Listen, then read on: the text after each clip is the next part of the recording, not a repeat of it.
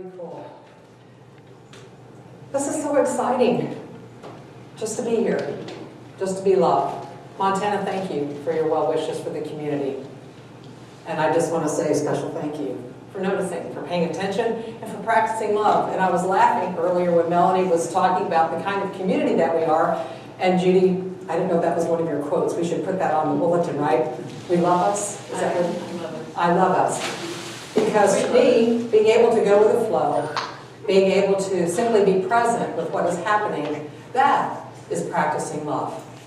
No matter what the circumstances are, no matter what shows up, it's not about doing it a certain way. It's not about having to get it right. It's truly paying attention. It was interesting, earlier this week, Asha and I had a couple of conversations with text and phone and whatnot to co-create this experience today. And we were going back and forth, and ultimately, to me, and I think we all continue to learn this with the talks that Melanie has done, what this community is about, that cultivating love, a practice of love, truly begins with us. There were many analogies that I could have used this morning, from going to the gym and working out, or not even going to the gym and working out, because a lot of people would run from that. But the garden, I thought, would be a really wonderful analogy to use about cultivating. Because to me, what that implies, at least for me, that word cultivate is, oh, I'm growing something. I'm beginning to, put some energy into it, put some love into it. I have a desire for it. And so I thought, okay, what does all that mean? Because we all are probably going to cultivate it a bit differently. If we all went out here and we picked a little plot of land to claim and to grow, or we had a community garden, we would all look at that a bit differently as to how we would plan it out, would we not? We would have our favorites, and we would think, okay, let me check out the elements. Because as I'm creating a practice of something, I'm cultivating something, I have to pay attention to what's happening around me. What are the elements that are necessary? What are the ingredients that are essential to create resilience, strength, stamina, and to be able to handle whatever would affect that garden? I need to pay attention to the sunlight. I need to notice what's happening with the soil. I need to notice, are we having water? Or if we're living in California, we better find a way, right, to face a circumstance. And right now, let's just send them love. And everybody dealing with so many conditions now that are being affected with Mother Nature, truly. So at times, I think the practice of love is saying, how do I approach this? What's going to work for me in myself so that I can nurture the whole self, all of us as community? Buddha reminds us, let the disciple cultivate love without measure toward all beings. Let him cultivate toward the whole world, above, below, around, a heart of love, unstinted. For in all the world, this state of heart is best. To me, when you think about a practice, be it your spiritual practice, any kind of practice, what's important initially is laying a foundation. So we go out there and we say, okay, we have this area that we're going to cultivate, and this is our garden. I think of that as our heart space. I think of going within and taking a look at, when was the last time I went in to check out my heart space?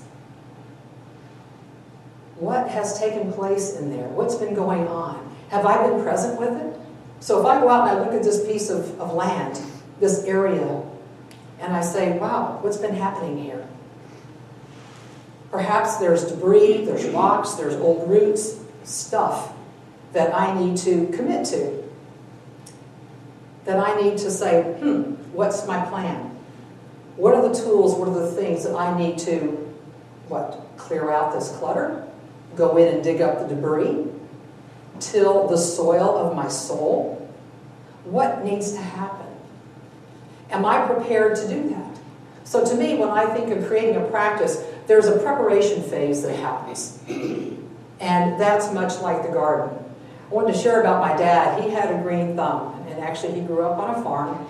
He was born in Alabama, raised in Texas, and then he enlisted in the Air Force for 20-something years. But one of the things I always remember about my dad was how he loved to garden. And my dad had a tough life insofar as he had some mental health issues, and he really didn't know how to relate to the world out there. But in his world, in that garden, oh my goodness, I just loved what came forth from him when he was in his garden, because he was pure love.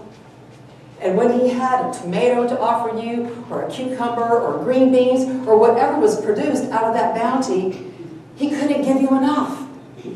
He was so full of passion. He was so full of joy that it just overflowed from him. And I'll never forget when Chevrolet, I think, came out with a little love truck, but it was LUV. Yeah. You remember that? Some of you recall that? My dad bought one of those first love trucks, and I think it's funny that it was a love truck. I think it stood for light utility vehicle, but we can make up another metaphor, I think, that would work perfectly. And I'll remember at the end of the season, when he would have so many tomatoes, he could not give away enough tomatoes. So he would take them and put them in his little pickup truck. And he practically gave them away. In fact, he felt bad charging people for them, but my mom was over here going, you need to charge people something, right? So I don't know what he charged for it, but the point was, that was his passion. That was his practice. Because my dad would not be able to sit down with you and have a conversation about his heart. He didn't have the languaging and the words and the sense of himself to feel like he could express himself. So he did it in different ways. He did it in ways that, you know, a lot of us would say, yes, thank you, Bill, for this delicious tomato. Thank you for the bounty of your garden. And he, once again, he did it with such joy and such gratitude that it was such a delight to see my father so full of love and the way in which he chose to express it. I think a good question to ask ourselves, whether we want to grow a garden, whether there's something else that we have in mind, is, do I want to become a better lover, a practitioner of love? Do I really want that? Or do I feel like it's asking too much of me? Am I perhaps still caught in a story of, I want people to give to me. I need this and I need that. And why does that happen to that person but not happen to me? And I think sometimes in our humanness, we block that flow. We block ourselves from the opportunity to be able to truly cultivate what is waiting for us, what's already there. It would be like going out to the garden and saying, this is too much work. I don't have a clue. This is not my thing. Your dad, Jeanie, he must have been, great at gardening and he loved it, but that's not my thing.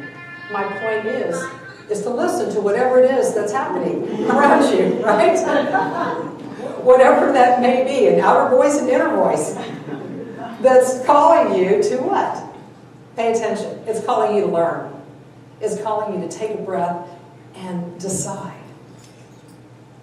Love to me is more than an intention. We hear that word a lot. I said an intention. Okay, so we're all going to go out there today. Oh, by the way, I just have to comment. Chris said today, I reminded her of Lawrence Welk. And I said, I will bring bubbles next time, I promise you. It's the white shoes. And I thought, oh, maybe Pat Boone, right? Yeah. Oh, yeah, right. So, exactly, Pat Boone. But I do have bubbles, so I promise you I'll bring those next time. Okay, so we're going to go out there, and where was I? I just thought, there it went. Yeah, we're out there in the garden. We're out there getting ready to pick out what it is we want and to make that decision. And we have to decide, do we want to become a better lover? And what is required? What do I have to learn? Am I willing to do the work? Because I can set that intention, and I can say, great, I want to grow a garden. And I can envision, because to me, setting an intention There are a lot of things you need to pair together and partner together to really have the demonstration of what it is that you want. So I can say, great, I've been to the law of attraction classes.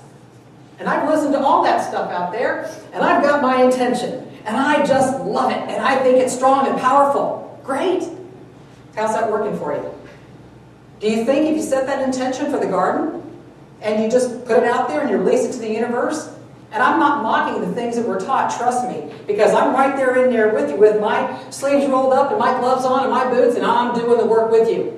I'm in there cultivating and tilling the soil and doing the hard work, getting all that stuff out of there, because that's what's required. How can I, in any moment, be responsive to something if I have not practiced what it is that I say I want to create? If I have just set that intention and released it to the universe, and I believe that there's a loving universe and God is good and all of those things that we hear, what about me? What am I doing? We can, as we hear sometimes, get so busy at doing that we forget to be a human being. That's a whole other conversation and a whole other talk. But right now, I'm talking about putting kind of like your feet to your prayers. You have to take the steps. You have to do the work in order to be able to say, yes, I'm experiencing love. I'm becoming love. My love muscles are getting stronger and more resilient. And in that place of being stronger and resilient, I'm also very flexible. Because love, to me, brings that to you. It softens those places within, like it did with my dad. It opens your heart. So when you go inside and you look at this heart space, and you say, I want to cultivate more love. What do I need to do in my life? What do I need to take a look at? Where is my focus? Rumi reminds us, let the beauty you love be what you do. There are 100 ways to kneel and kiss the ground. There are so many ways for you to say, I want to create a practice. And in order to do that, I have to what? Practice, practice, practice. How do you think Asha and the band do what they do every week? We get better at it only when we put the time and energy, effort, commitment. The question I think we often skip over is, what do I desire? Is it truly burning in my heart? Do I have a passion for this? I know when I work with people about getting in better shape and losing weight and all of that, and they hear my story of what happened, they go, what did you do? And I'll say, I made different choices. I started moving my body. I started doing things differently than what I used to do before because I wanted an outcome that truly allowed me to feel better. Like the quote on the front of your bulletin today with Maya Angelou. Have you read that this morning? When you are practicing love, sometimes there isn't anything you need to do or say. Just be. Just like Jesus. And the energy, a lot of the ascended masters, the energy that exuded, that emanated from him. All he had to do was be there. That's how we hold space.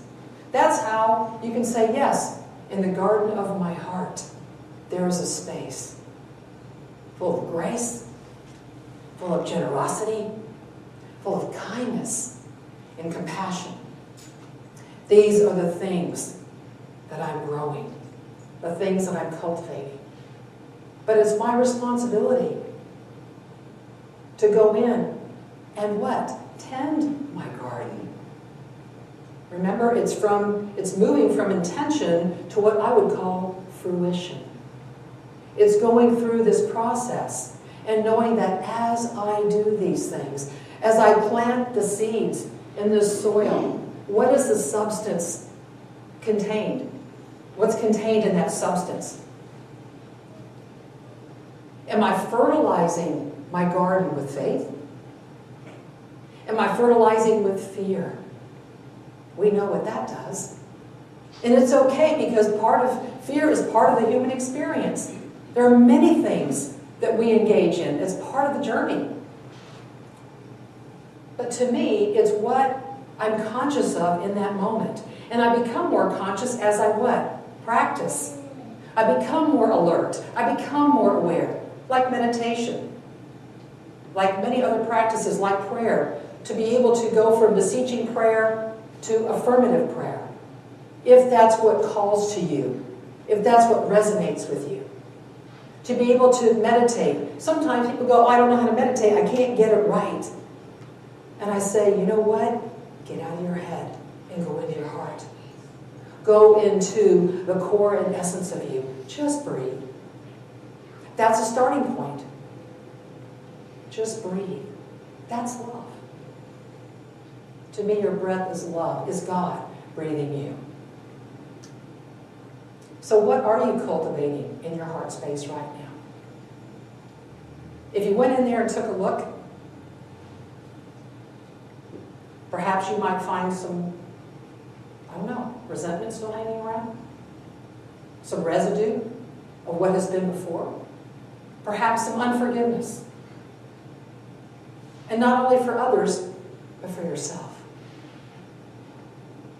So when we begin to acknowledge those things and say, I want to live, as I read recently, a heartfelt yes in every moment of my life, so that that light of love can emanate from me and the garden of my heart is just overflowing. There's a bounty. Because like my dad, he had endless things to offer people.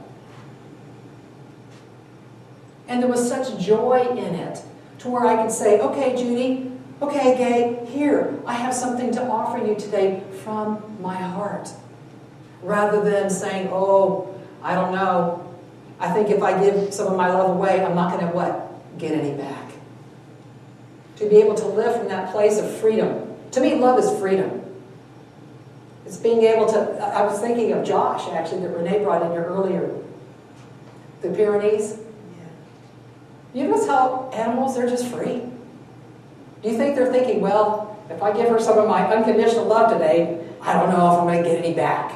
I might be barking up the wrong tree. Right? Ooh, I know. I might be doing that. But no. They live from their heart. They just offer it freely.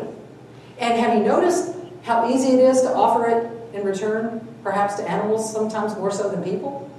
Have you ever noticed that? I've worked with animal dogs for the last 10 plus years, and they call me the dog Jeanie sometimes, and it's been fascinating to watch how we do that, how we are with people and how we are with animals. We just and you know what? We let them see us. Just like we are.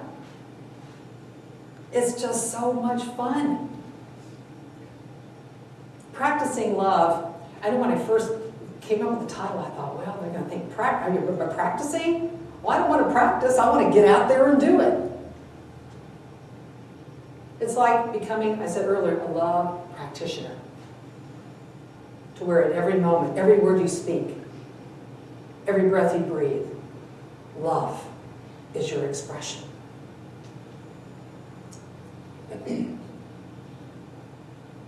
I do appreciate Marianne Williamson a few years ago when she wrote what she did. And I believe that it was somebody else had credit for it. But I wanted to remind you of this. And you probably know what I'm going to read. Our deepest fear is not that we are inadequate. Our deepest fear, please forgive me, I think the garden is starting to affect me. In a wonderful way. Things are flowing, are they not? Yes. Yeah. Our deepest fear is that we are powerful beyond measure. It is our light, not our darkness, that most frightens us. Who am I to be brilliant, we ask ourselves. Gorgeous, talented, fabulous. Actually, who are you not to be? You are the divine expression, are you not? You are a child of God. Your playing small does not serve the world. And it does not serve you. There is nothing enlightened about shrinking so that other people won't feel insecure around you. We are all meant to shine. Each and every one of us. No exception. No exception. As we let our own light shine, we unconsciously give other people permission to do the same. To me, that's what practicing love is. Because when I show up like that, and you can experience God, the divine, that beautiful, beautiful energy, to me, it melts away the resistance that we have. It allows us to truly touch beyond our humanity, but the very core of not just who, because that's personality, but what we are, our true essence. We are liberated from our own fear. Our presence automatically liberates others. I think it's time to become a master gardener. I know in the horticulture circle, some of you may be familiar with what a master gardener is. And you become that as you learn and you educate. But you have to know a little bit about your landscape. You have to know more about what really resonates with you. And if the soil out there or the soil in here is not appropriate for what it is that I'm growing, it's time to add some what? Compost? Some humus? The substance, once again. And that's what I really want you to really notice today. What are you adding in? What are the experiences that you are choosing every single day? Are they enriching the soil of your soul, of your heart? What is the pH? That's a really important thing to pay attention to have the right balance and harmony within and without, so that the perfect environment is able to cultivate and grow exactly what it is. Not just that your heart desires, but your soul already knows. It already knows why you came here. It already knows what you yearn for. I just think that is so awesome. And I have to say, too, on a more personal note, and being transparent this morning, I've really been struggling lately with practicing love for myself. Out here, that's easy. I can tap into something else and escape. But sometimes that stuff inside is hard. I would have thought I would have lost some weight by now, you know, because it's been hard work. But it's okay. I know that there are certain things that work for me. So when I allow those to come to me and say, yes, I don't have to be strong. I don't have to do anything. Just let it be. Wow. It's amazing how fast it'll come and how quickly it's turned around. Because I know my faith is strong, although lately I've wavered on that.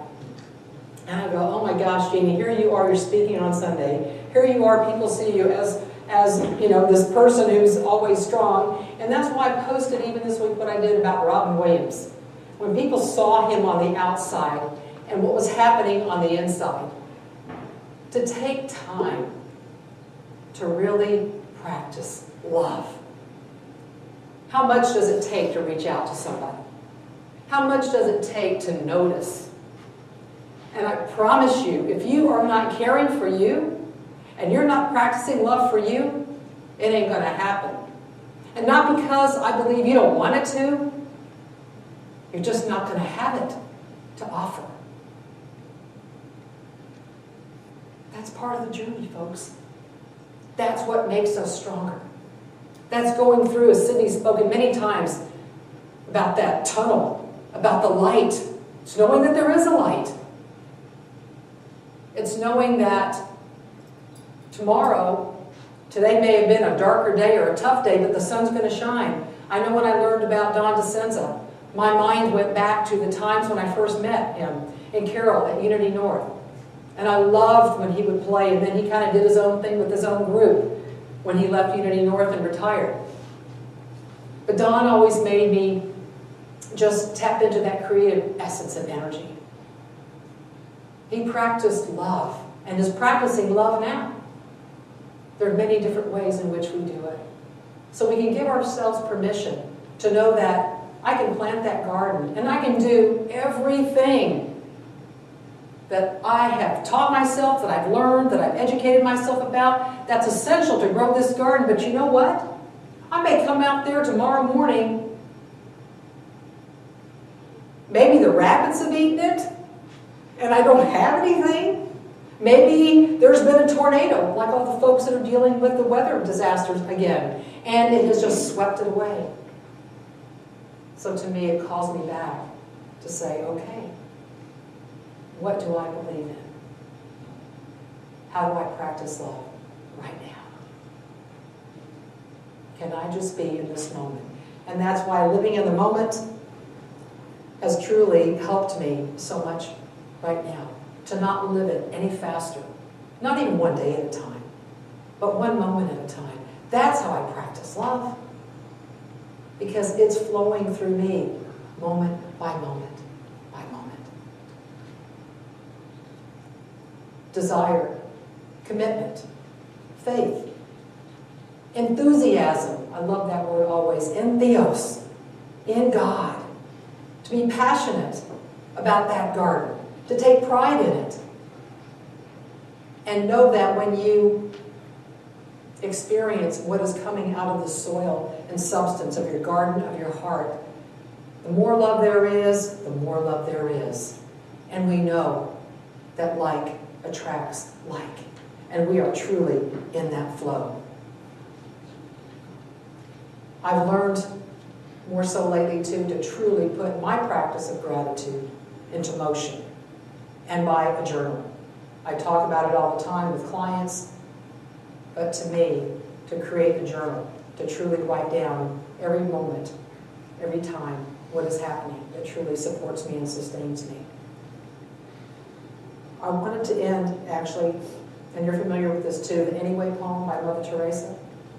Did you know the original poem, though, was not by Mother Teresa? It was actually by Dr. Kent M. Keith. And it was written in 1968. His version is a little bit different, so I'm going to go back and forth as I move down. His was kind of interesting. So perhaps I will read you his whole thing and then just put some pieces of Mother Teresa in there. Because what I want you to walk away with today is to know, no matter what, love anyway. Yourself first. Practice.